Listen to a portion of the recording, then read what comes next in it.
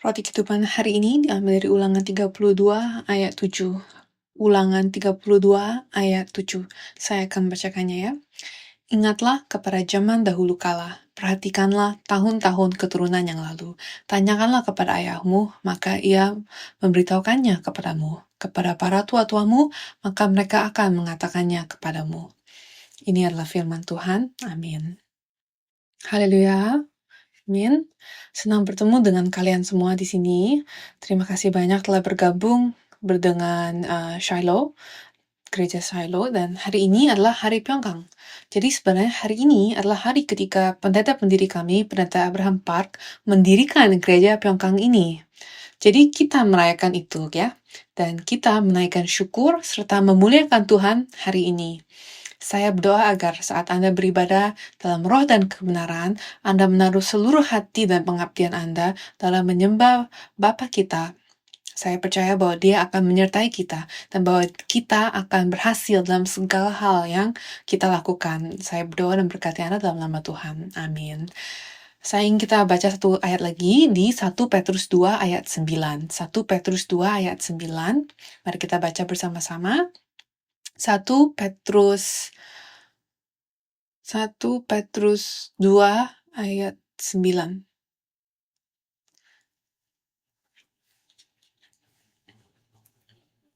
Karena kamu telah mencapai tujuan imanmu, yaitu keselamatan jiwamu. Amin. Coba kita baca sekali lagi.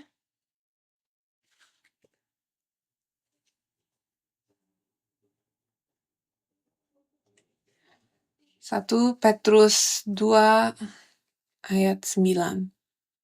Karena kamu telah mencapai tujuan imanmu, yaitu keselamatan jiwamu. Dan saya ingin menggunakan dua ayat ini, 1 Petrus 2 ayat 9 dan Ulangan pasal 32 ayat 7, dan saya ingin melanjutkan khotbah saya tentang silsilah imam besar.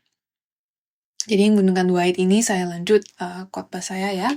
Jadi silsilah imam besar, silsilah imam besar. Ini adalah pembelajaran yang kedua. Dan bagian pertama yang seperti yang baru saja kita lihat ada di Ulangan pasal 32 ayat 7 dan kemudian di 1 Petrus 2 ayat 9. Dan firman ini didasarkan pada buku ke-6 dari seri sejarah penebusan. Jadi melalui pembelajaran ini kami dapat memperoleh sedikit dari isi buku itu. Jadi buku ke-6 dalam sejarah penebusan. Kita sudah mempelajari pendahuluan silsilah imam besar kan, dan jadi untuk mengingat apa yang sudah kita pelajari, dalam bahasa Ibrani ada dua kata utama untuk imam besar, seperti yang telah kita pelajari minggu lalu. Itu adalah Kohen Gadol, dan yang kedua adalah Kohen Rosh.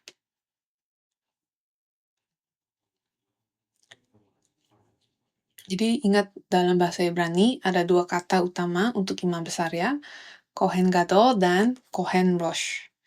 Dan Kohen artinya adalah pendeta atau imam. Dan Gadol berarti agung atau terhormat. Itu Kohen Gadol. Jadi imam yang teragung atau imam yang terhormat. Jadi ini bisa juga berarti imam besar agung. Dan yang kedua Kohen Rosh. Jadi kalau kalian telah mempelajari sedikit bahasa Ibrani, Rosh artinya kepala atau artinya pertama. Jadi ini adalah jadi Kohen Rosh ini adalah pendeta yang mewakili, pendeta yang mewakili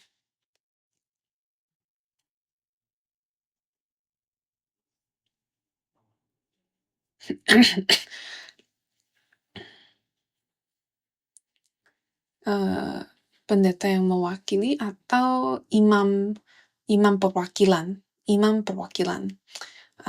Atau kita dapat sebut saja sebagai kepala imam gitu. kepala imam.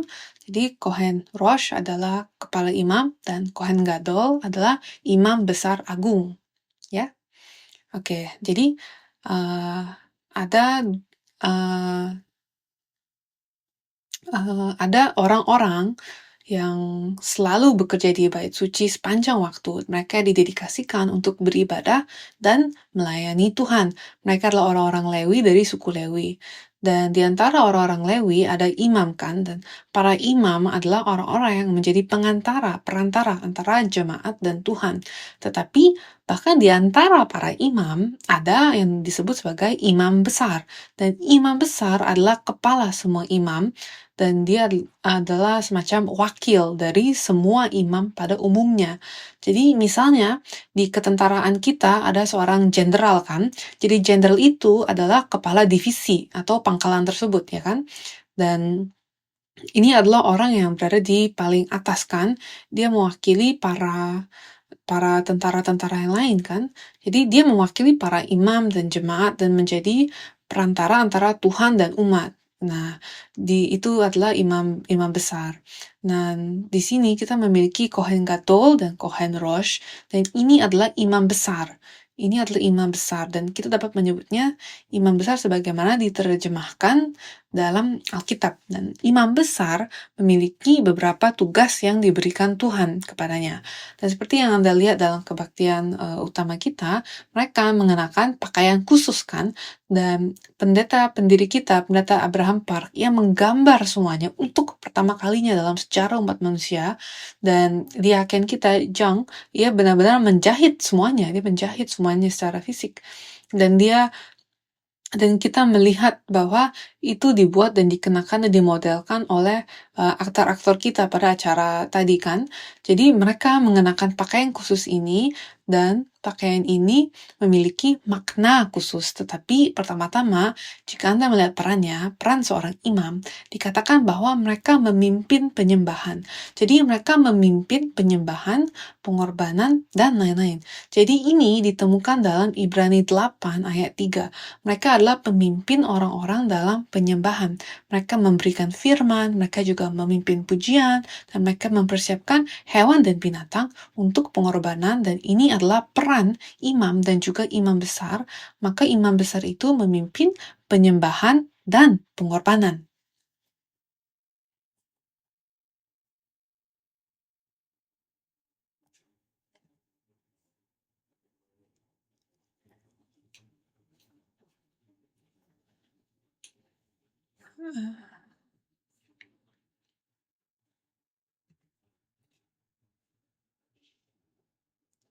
Jadi kalau kita lihat Ibrani pasal 8 ayat 3 dan yang kedua, silsilah para imam dicatat dalam Alkitab melalui silsilah para imam. Tuhan menunjukkan aliran rohani. Tuhan menunjukkan di mana kehendaknya berdiam, dan meskipun ada banyak imam atau imam besar, tetapi melalui silsilah para imam kita dapat melihat bahwa Tuhan menunjukkan di mana kehendaknya berada dan di mana kehendaknya berdiam, di mana urapan khususnya berada, dan dengan demikian Anda dapat melihat aliran rohaninya. Dan ada beberapa ayat yang akan kita lihat di Bilangan pasal 3 ayat 4, Yeskiel pasal 43 ayat 19, dan sekarang coba kita lihat Bilangan pasal 3 ayat 4. Ini berbicara tentang bagaimana Harun memiliki 4 putra, Nadab, Abihu, juga Eleazar dan Itamar. Tetapi Nadab dan Abihu dimatikan oleh Tuhan karena mereka mempersembahkan api yang asing. Dan begitu pula Itamar dan Eleazar, mereka melayani sebagai imam. Namun, jabatan imamat yang sesungguhnya dan peran imam besar diberikan pada tangan Eleazar.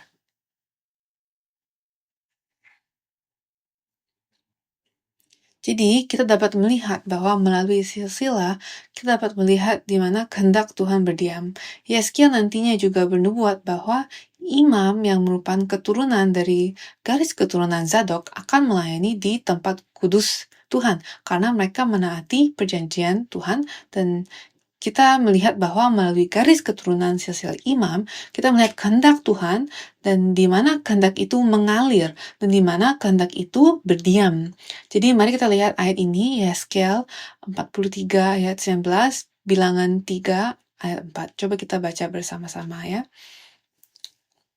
Kita baca dulu Bilangan 3 ayat 4 terlebih dahulu ya. Tetapi Nadab dan Abihu sudah mati di hadapan Tuhan di padang gurun Sinai ketika mereka mempersembahkan api yang asing ke hadapan Tuhan.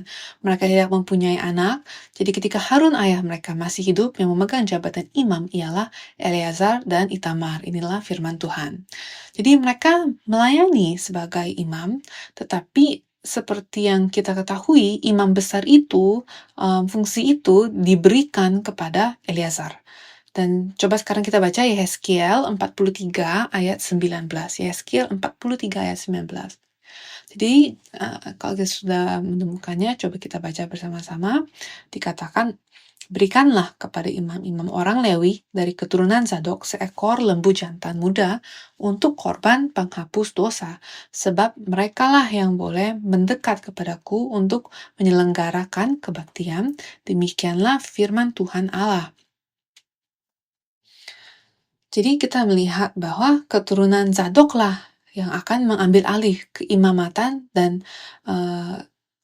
Tuhan menggunakan mereka karena mereka setia kepada Tuhan.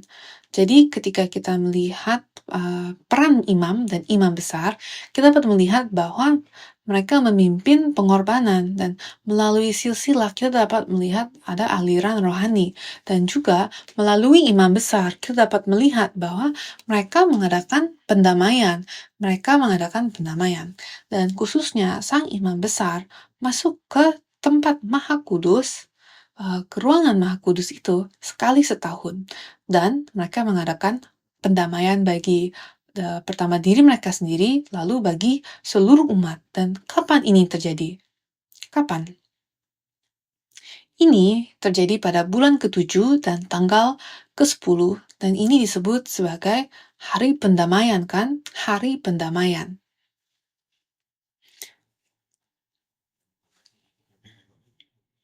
Dan ini sangat penting. Hari pendamaian ini adalah hari yang sangat penting.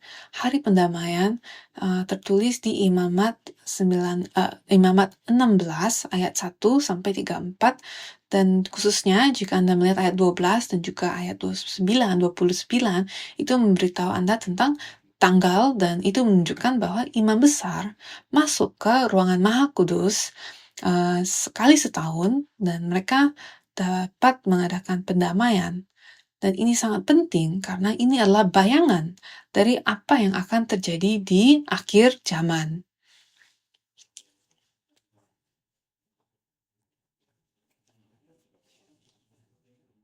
Jadi kita akan baca ayat-ayat ini, dan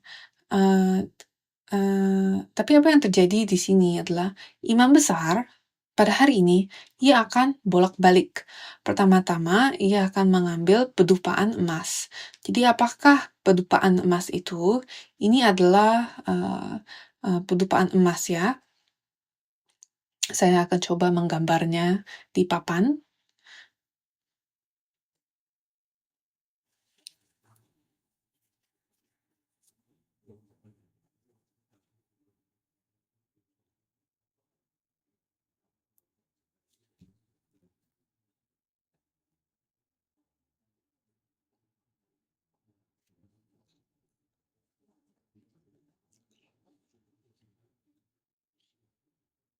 Jadi ini kira-kira saya gambar seperti ini ya, pedupaan emas.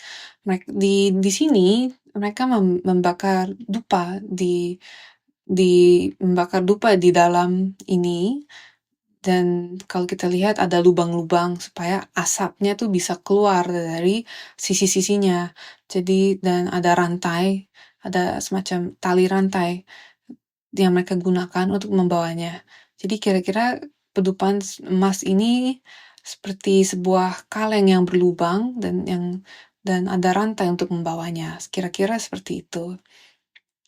Dan apa yang dilakukan imam besar adalah mereka mengambil bara api dari mezbah korban bakaran dan mereka menaruhnya di dalam pedupaan emas ini, dan mereka menyalakan dupa dan mereka membawanya ke depan mezbah pembakaran pedupaan, tetapi pada hari pendamaian mereka membawanya ke tempat maha kudus.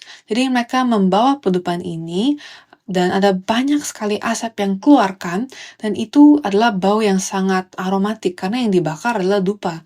Jadi semua bau tubuh hewan dan bau darah ditutupi dengan asap yang wangi ini, dan imam besar membawanya. Lalu dia masuk melewati tabir. Lalu ketika dia melewati tabir di sini adalah mezbah pembakaran, dan setelah itu dia masuk ke tempat yang maha kudus, tempat di mana tabut perjanjian berada, dan di dalam ruangan maha kudus ini, semuanya ditutupi emas. Jadi dia melewati tabir, lalu semuanya ditutupi asap yang wangi kan. Dan pada hari itu imam besar bertemu dengan Tuhan. Jadi bayangkan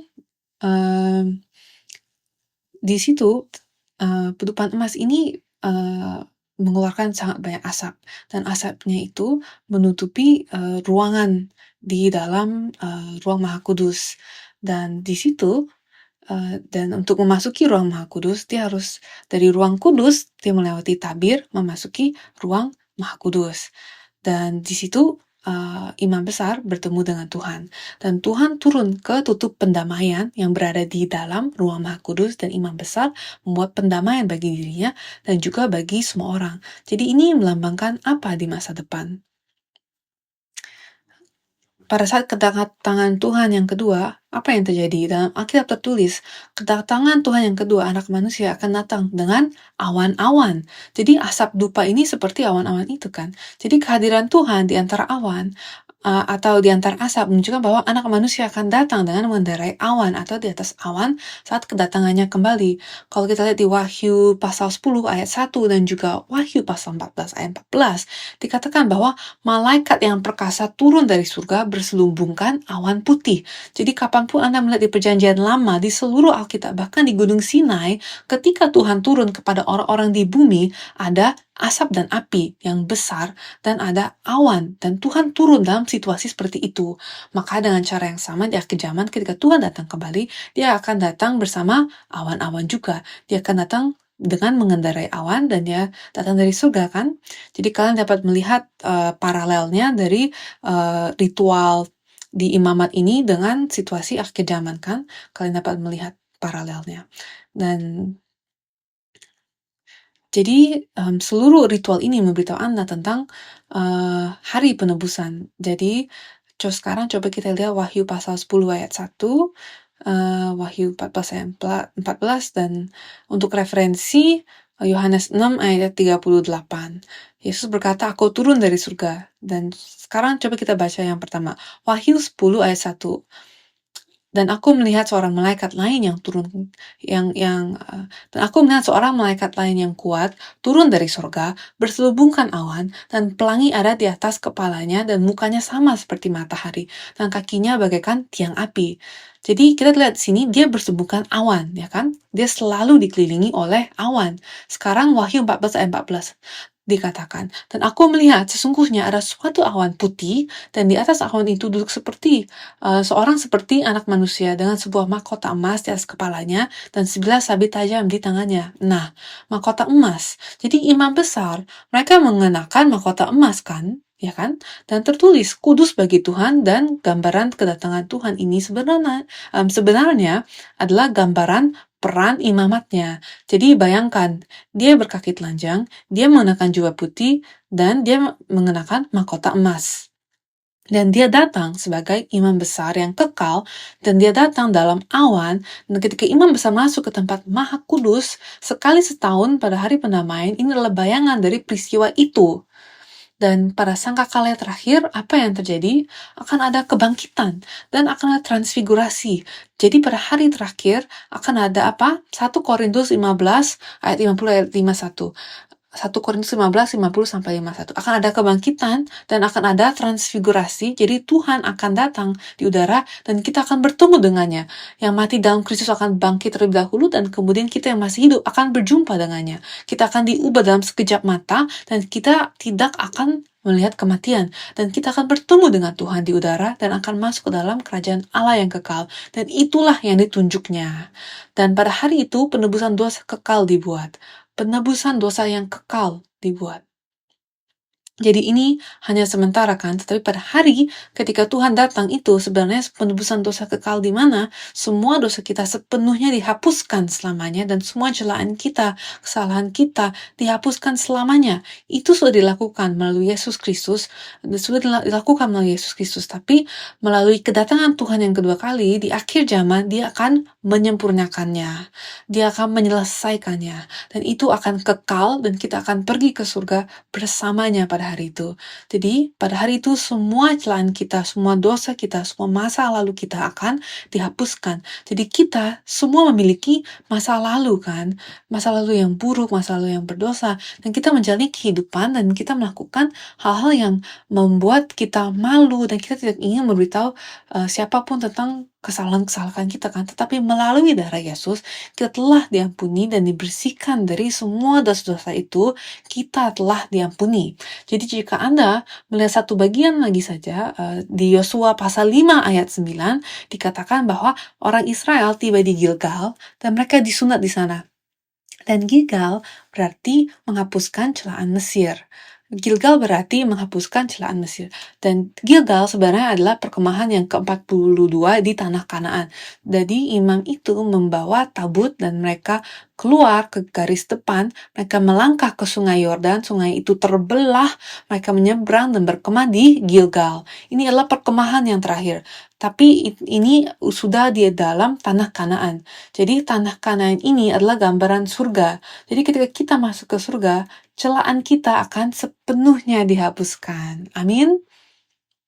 Dan terkadang kita melakukan sesuatu dan Tuhan mengampuni kita, tapi kita yang justru tidak dapat mengampuni diri kita sendiri. Oh, mengapa saya melakukan itu? Bagaimana saya dapat melakukan itu? Saya sangat tertipu dan saya tidak berpikir jernih. Saya sangat malu kan? Atau mungkin sesuatu terjadi pada kami saat kami masih kecil, kayak pelecehan, kekerasan, atau kekerasan seksual, atau beberapa kejadian yang menyebabkan rasa sakit dan luka yang sangat besar dalam kehidupan kita. Tetapi Tuhan menghapus semua celaan itu. Katanya itu akan hilang semuanya, selamanya. Tapi tahukah Anda apa celaan terbesar yang dapat kita lakukan?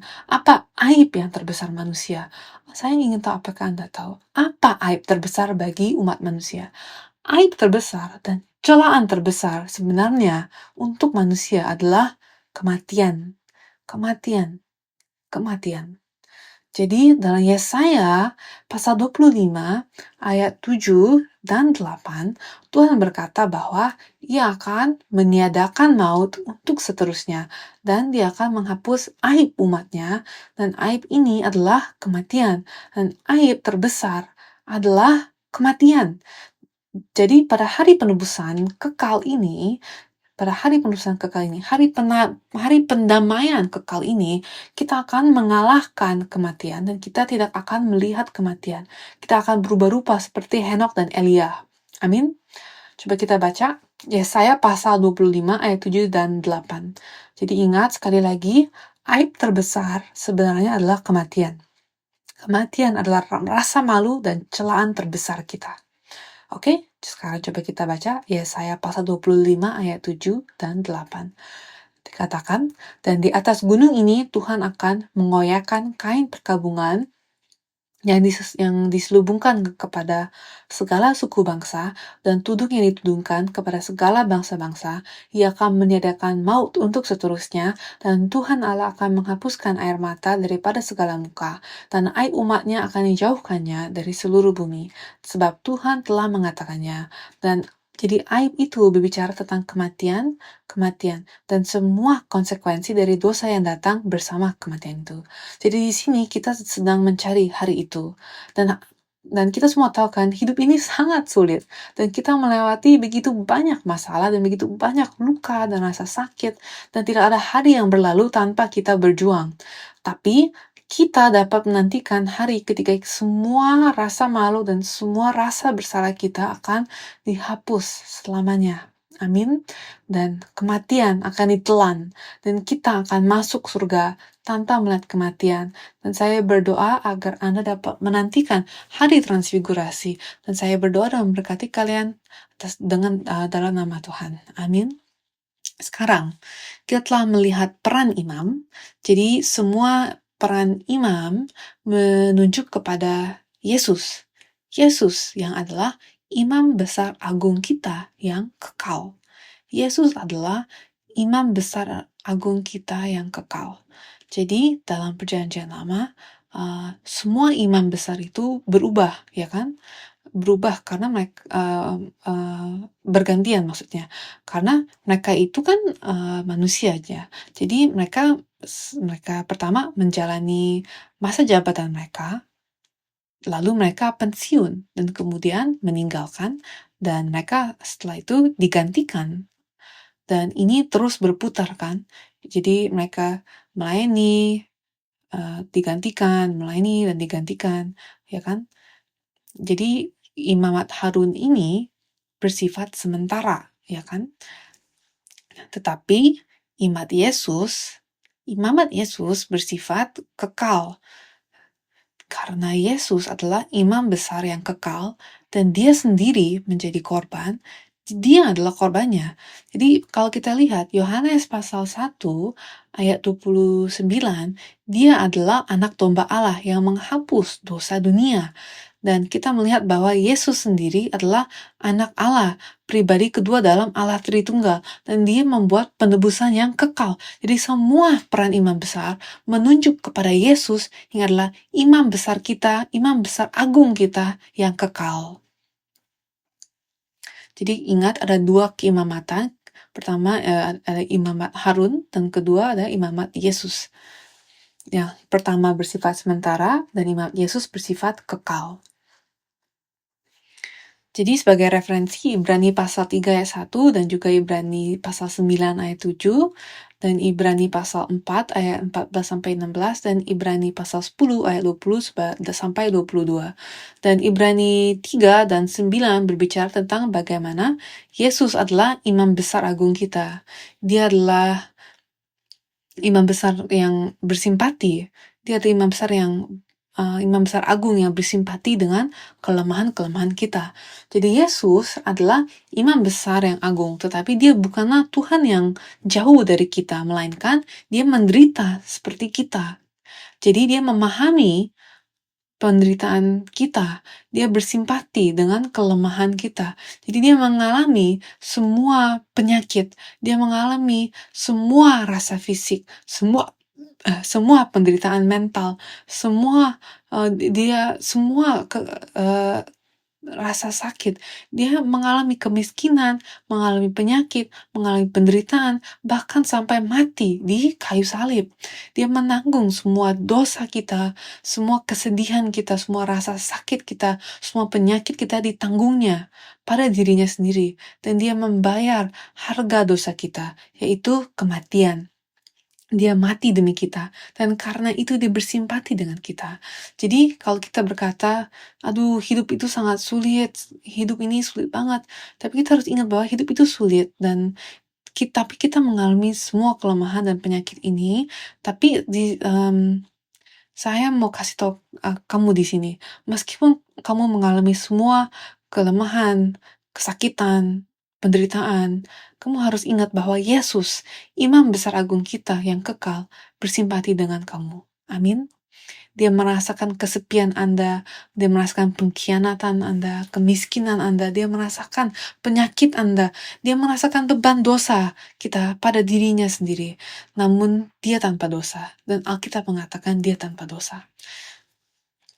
Dan ia menanggungnya atas dirinya sendiri, dan ia membayar harga untuk dosa-dosa kita. Jadi dalam Ibrani 4 ayat 16 dikatakan, oleh karena itu, marilah kita masuk ke dalam tata kasih karunia dengan keyakinan untuk menemukan pertolongan pada saat kita membutuhkan. Jadi dikatakan kita harus mendekati Tuhan setiap saat, dan dalam semua kehidupan kita sehari-hari untuk menemukan pertolongan, kita membutuhkan pertolongan agar Tuhan dapat bekerja dalam hidup kita. Dan Ibrani 10 ayat 20 dikatakan bahwa dagingnya adalah tabir, ya kan? Dan ketika dagingnya tersobek-sobek, tabir juga tersobek. Jadi ini adalah tabir, coba saya gambarkannya, ada tabir yang berada di antara ruang kudus dan ruang maha kudus. Jadi ruang kudus dan ruang kudus dibagi dengan tabir, dan sekarang tabir ini tersobek sehingga kita sekarang melalui Yesus dapat pergi kepada Tuhan. Kita dapat memasuki ruang maha kudus itu, kita dapat mendekatinya. Jadi dagingnya menjadi simbol tabir, dan tabir itu adalah simbol dagingnya, dan ketika daging yang tersobek itu membuka jalan untuk kita dapat pergi kepada Tuhan, dan sekarang kita dapat mendekati Tuhan dengan keberanian dan dengan iman kepada Yesus. Jadi kita tidak dapat melakukan apapun ya, kita harus mengakui itu. Dan Anda mungkin berkata bahwa saya masih sangat muda, cerdas, memiliki banyak kekuatan, namun seperti yang kita ketahui, hidup berjalan begitu cepat, dan kita tidak akan muda selamanya. Kita akan menua, dan waktu berlalu begitu cepat. Tapi kita harus ingat, ketika kita datang ke dunia ini, ada urutan kelahiran. Namun ketika kita pergi dari dunia ini, tidak ada urutan. Mereka yang lahir belakangan bisa pergi duluan, dan sebaliknya. Kita tidak tahu kapan kita akan dipanggilkan, kapan kita akan berangkat. Dan kalau kalian lihat di berita, apakah kalian dengar belum lama ini di berita Korea ada seorang siswi SMA yang sedang belajar untuk ujiannya, ya kan? Dia menaiki bis di Korea. Dan kalian dengar nggak kabarnya? Kalau nggak salah itu di daerah Bangui-dong, dan bis dan mobil itu bertabrakan. Dan bis itu mencoba berbelok tapi menabrak mobil lain. Dan siswa SMA itu meninggal, dan padahal dia baru saja bersiap untuk mengikuti ujian masuk universitasnya.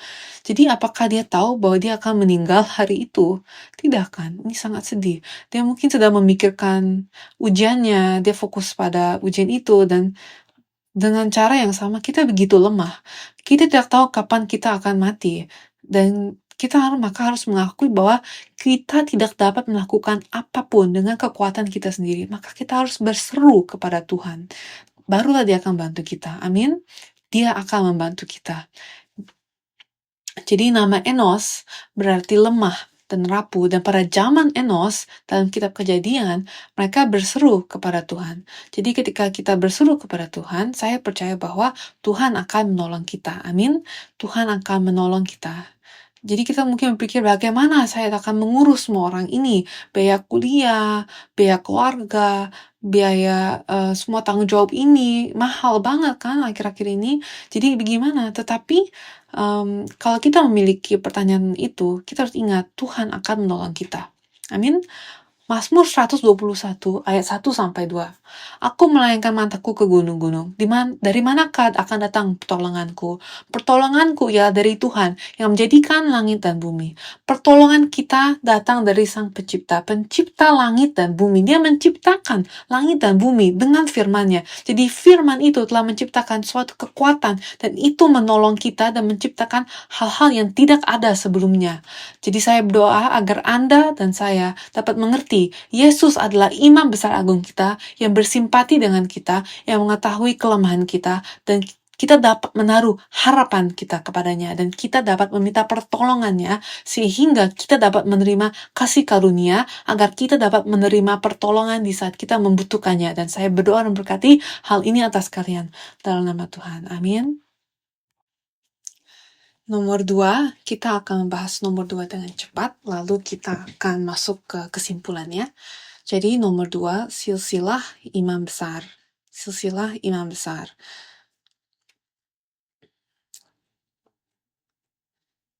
Jadi pendeta senior, dia mengkaji dan mengurutkan 77 generasi imam besar untuk pertama kalinya dalam sejarah umat manusia.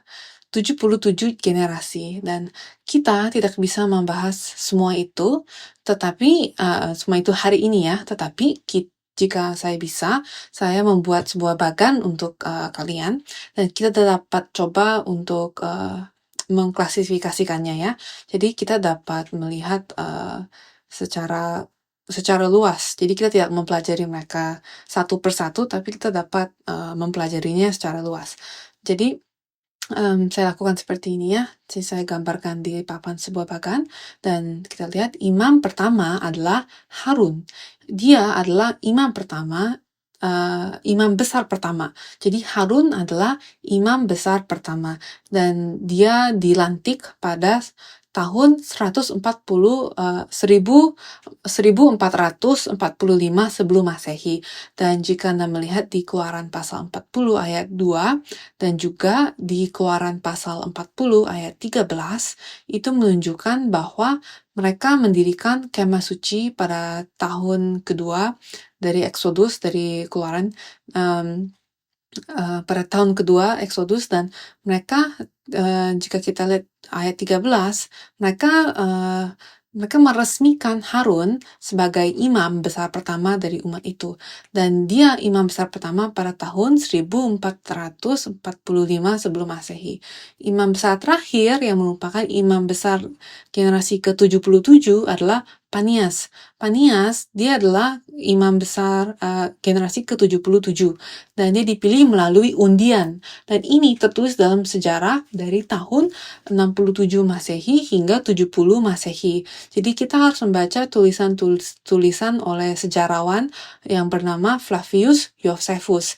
Flavius Josephus menulis tentang perang-perang Yahudi dan zaman dahulu orang-orang Yahudi. Jadi dia adalah seorang sejarawan, dan Flavius Josephus dia menulis tentang silsilah imam besar setelah kepulangan mereka. Jadi siapakah imam pertama? Harun kan? Dan imam terakhir adalah Panias. Dan dia dipilih oleh undian, dan ini ditulis oleh sejarawan Flavius Josephus. Dan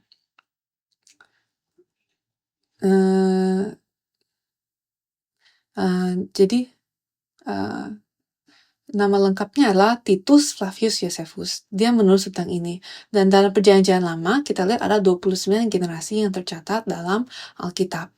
Jadi, 10 atau 29 generasi, jadi 29 generasi itu adalah dari Harun sampai Jadua.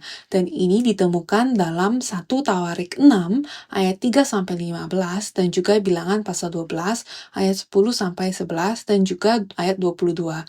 Jadi di sini di 1 Tawarik 6 ayat 3-15 dan Bilangan 12 ayat 10-11 dan ayat 22 dan juga Bilangan pasal 12 ayat 10-11 dan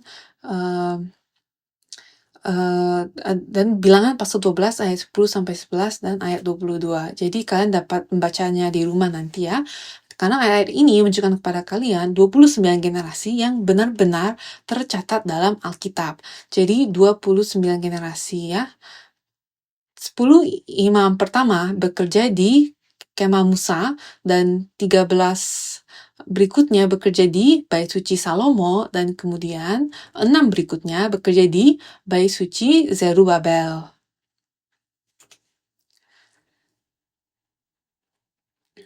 Jadi 10 generasi dimulai dari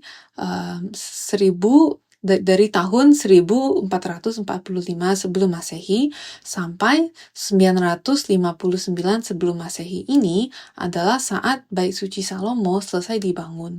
Dan di Bait Suci Salomo mulai dari tahun 959 sampai 586 sebelum Masehi, di mana Bait suci tersebut dihancurkan dan mereka dibuang ke Babel. Jadi mereka ke Babel, lalu mereka kembali, lalu saat mereka pulang barulah mereka membangun Bait Suci Zerubabel yang mulai dibangun pada tahun 515 sebelum Masehi sampai 370 sebelum Masehi. Jadi mereka bekerja di Bait Suci Zerubabel, dan di sini kita ada 29 imam yang bekerja dari mulai dari kemah Musa, Bait Suci Salomo, dan Bait Suci Zerubabel di sini. Dan ini dicatat dalam silsilah imam besar dan juga di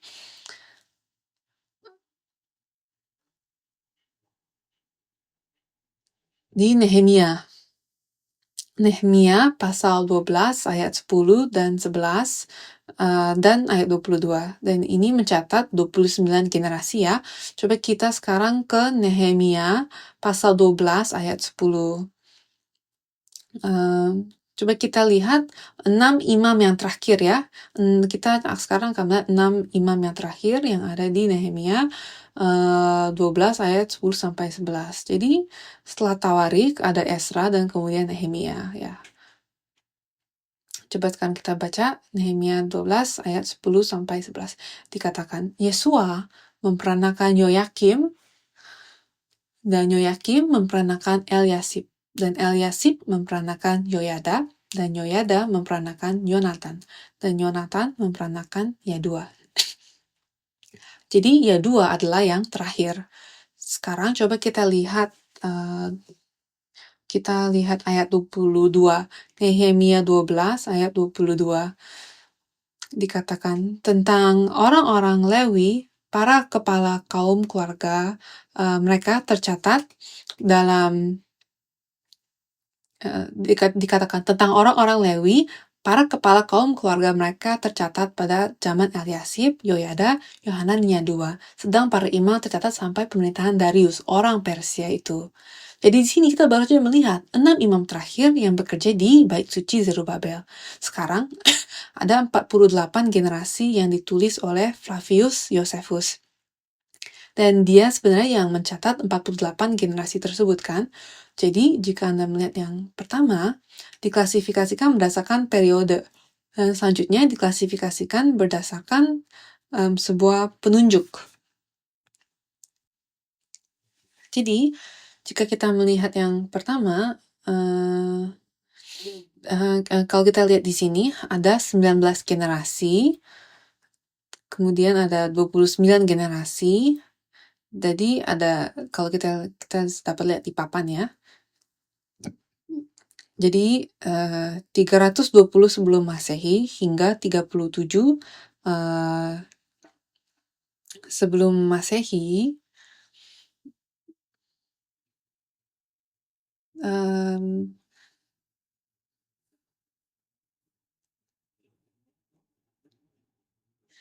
Jadi ada 19 generasi pada tahun 320 sebelum Masehi hingga tahun 37 sebelum Masehi, dan yang diklasifikasikan menurut seorang penunjuk adalah dari tahun 37 sampai 70 Masehi, dan di sini ada 29 generasi. Jadi setelah periode Persia, ada imam besar yang diklasifikasikan berdasarkan periode, seperti periode Persia, periode Yunani, periode Romawi, dan kemudian setelah itu ada imam besar yang ditunjuk oleh para pemimpin. Dan ini lebih karena alasan politik. Jadi siapapun yang berkuasa diklasifikasikan berdasarkan si penunjuk itu. Jadi dia diklasifikasikan berdasarkan periode dan diklasifikasikan berdasarkan seorang penunjuk. Jadi yang diklasifikasi berdasarkan periode memiliki 19 generasi dari tahun 320 sebelum Masehi hingga 37 Masehi, dan yang diklasifikasi berdasarkan seorang penunjuk adalah dari tahun 37 sebelum Masehi hingga 70 Masehi, dan sini total kita ada 77 generasi yang disusun oleh Alkitab dan juga oleh sejarawan Flavius Josephus. Dan yang kita bahas barusan adalah sebuah ringkasan dari 77 generasi tersebut. Dan jadi 77 generasi ini mereka bekerja di Kemah Musa, Bait Suci Salomo, Bait Suci Zerubabel, dan kemudian ada yang diklasifikasi berdasarkan periode mereka, itu periode Persia, Yunani, Romawi. Kemudian yang diklasifikasi berdasarkan seorang penunjuk berdasarkan alasan politik. Jadi seorang penunjuk ini dia akan menunjuk orang yang menurut dia dapat memperoleh berdasarkan alasan-alasan politik lah. Dan sekarang sebagai kesimpulan, kita dipanggil sebagai imam-imam rohani untuk mempersembahkan persembahan-persembahan rohani. Dan ini ditemukan di 1 Petrus pasal 2 ayat 5 dan ayat 9. Dan kita membaca bahwa Anda dan saya telah dipanggil sebagai imam-imam rohani, imamat rajani di akhir zaman, dan juga dalam Wahyu 1 ayat 6. Dia memanggil kita sebagai sebuah kerajaan imam-imam, jadi kita adalah imam dan Yesus adalah imam besar kekal kita yang datang menurut aturan Melkisedek, dan sebagai imam rohani, ada persembahan yang perlu kita buat yang dapat menyenangkan hati Tuhan. Apa persembahan yang Tuhan inginkan? Mazmur 34 ayat 18 mengatakan, Tuhan dekat dengan mereka yang patah hati. Jadi persembahan yang Tuhan inginkan adalah hati yang hancur. Dia ingin kita datang kepadanya dengan hati yang hancur. Jadi dia dekat dengan mereka yang patah hati. Jadi apakah Anda ingat wanita dengan buli-buli pualam berisi minyak wangi yang mahal? Dia menangis di depan kaki Yesus dan dia memecahkan minyak wangi itu kan, dan dia menyeka kakinya dan mengurapinya dengan minyak wangi itu. Jadi botol itu pecah dan aroma harum itu jadi tercium, dan dia pergi menghadap Tuhan dengan hati yang hancur. Jadi persembahan bagi Tuhan adalah hati yang hancur dan jiwa yang remuk kan. Jadikanlah hatiku tahir ya Allah, dan perbahailah batinku dengan roh yang teguh. Daud berdoa agar persembahan yang menyenangkan Tuhan adalah hati yang hancur dan jiwa yang remuk. Jadi kita perlu memiliki hati yang hancur. Inilah persembahan kita kepada Tuhan.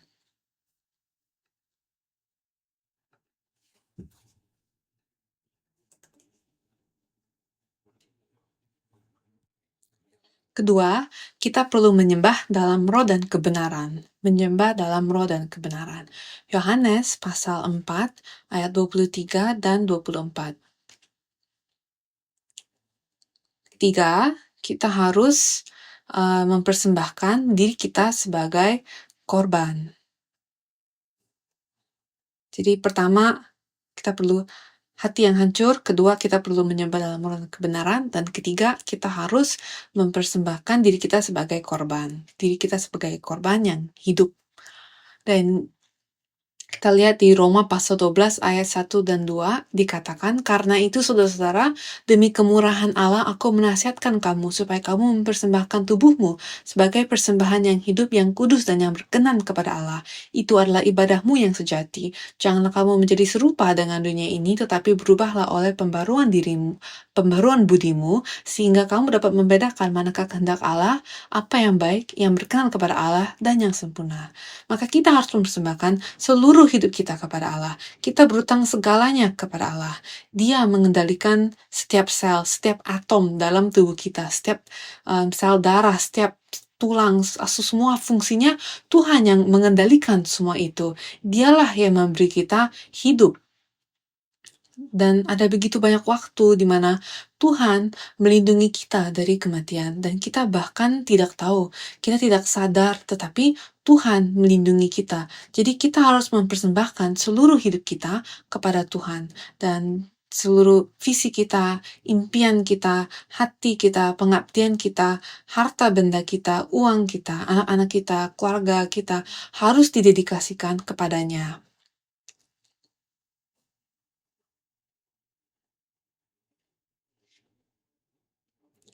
Dan keempat, kita harus mempersembahkan orang-orang bukan Yahudi sebagai persembahan.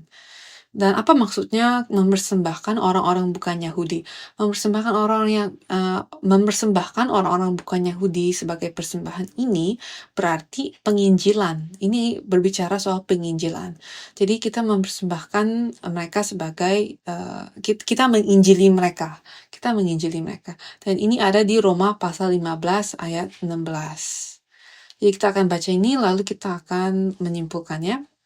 Roma 15 ayat 16 dikatakan, yaitu bahwa aku boleh menjadi pelayan Kristus Yesus bagi bangsa-bangsa bukan Yahudi dalam pelayanan pemberitaan Injil Allah, supaya bangsa-bangsa bukan Yahudi dapat diterima oleh Allah sebagai persembahan yang berkenan kepadanya, yang disucikan oleh Roh Kudus.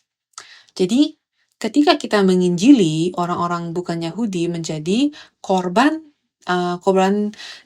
yang dapat diterima oleh Allah. Jadi kita adalah imam Injil kan, dan ketika kita menginjili, itu menjadi persembahan bagi Allah. Jadi bulan depan kita akan merayakan hari syukur dan kita perlu menginjili, karena itulah yang paling menyenangkan Allah. Dan ketika kita beribadah, kita harus beribadah dalam roh dan kebenaran. Nadab dan Abihu, mereka mempersembahkan api yang asing. Jadi mereka beribadah dengan tidak benar. Dan kita akan membahas apa api asing itu di lain waktu. Tetapi kita harus mempersembahkan penyembahan kita kepada Tuhan dengan cara yang Tuhan inginkan. Kita tidak bisa melakukannya dengan cara yang kita inginkan. Jadi ada tata cara penyembahan. Tempat di mana pemberitaan firman datang harus dari tempat yang tertinggi. Bahkan di bait suci Yeskiel, tempat yang paling suci berada di tempat yang tertinggi. Jadi ada cara yang Tuhan ingin kita ikuti untuk menyembahnya. Dan ketika kita menyembah dan mempersembahkan persembahan yang menyenangkan baginya, saya percaya bahwa dia akan senang dengan kita dan kita bahkan tidak perlu meminta, tetapi dia akan memberi kita semua yang kita butuhkan. Saya percaya. Amin. Jadi, saya berdoa agar Anda dapat memulihkan kasih Anda kepada Tuhan, semangat Anda, dan api Anda untuk firman sekali lagi. Dan saya berdoa memberkati Anda dalam nama Tuhan. Amin. Mari kita berdoa.